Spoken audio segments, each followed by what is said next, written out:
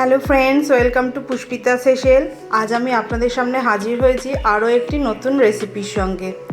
আজ আমি আপনাদের সঙ্গে শেয়ার করব পটলের একটি রেসিপি। একঘেয়ে পটলের ঝোল আমাদের খেতে সবসময় ভালো লাগে না। এটাকে যদি আমরা একটু অন্যভাবে বানিয়ে নিই তাহলে তো আর কথাই নেই। এই রেসিপিটি বানানোর জন্য প্রথমেই আমার লাগছে পটল।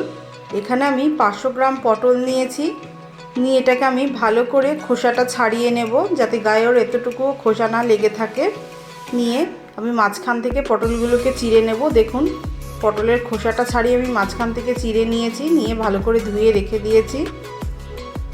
এবার আমি এর মধ্যে দিয়ে দেব পরিমাণ মতো নুন ও হাফ চামচ হলুদ গুঁড়ো। দিয়ে পটলটাকে আমি ভালোভাবে মাখিয়ে নেব নুন হলুদটা। এবার একটি কড়াই বসিয়ে তার মধ্যে আমি সর্ষের তেল দিয়ে দিলাম। দিয়ে তেলটা কিছুক্ষণ গরম হতে দেব। তেলটা গরম হলে একে একে পটলগুলো ওর মধ্যে ছেড়ে দেব। দিয়ে 4 থেকে 5 মিনিট এটাকে আমি ভালো করে নাড়াচাড়া করে ভেজে তুলে নেব। তারপর ওই তেলের মধ্যেই আমি হাফ চামচ কালো জিরে ফোড়ন দিয়ে দিলাম। আর দিচ্ছি আদা ও টমেটোর পেস্ট।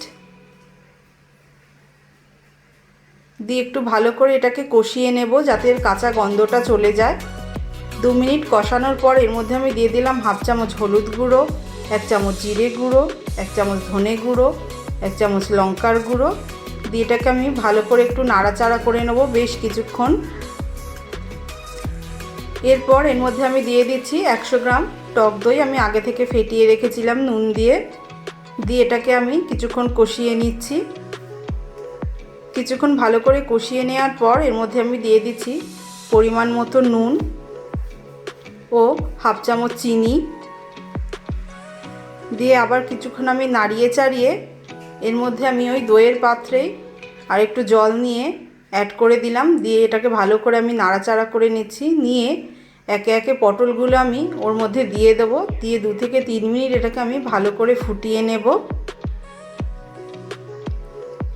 এটা আমার ভালোভাবে ফুটে গেছে। এবার এটাকে আমি চাপা দিয়ে মাঝারি আঁচে 5 মিনিট রান্না করে নেব।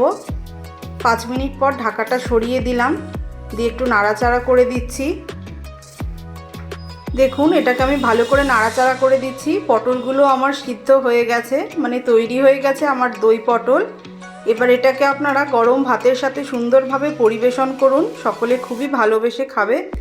রেসিপিটি যদি ভালো লেগে থাকে লাইক ও শেয়ার করতে ভুলবেন না। নতুন নতুন রেসিপি পাওয়ার জন্য চ্যানেলটিকে তাড়াতাড়ি সাবস্ক্রাইব করে ফেলুন। দেখা হবে অন্য কোনো ভিডিওতে নতুন কোনো রেসিপির সাথে। সকলে ভালো থাকবেন।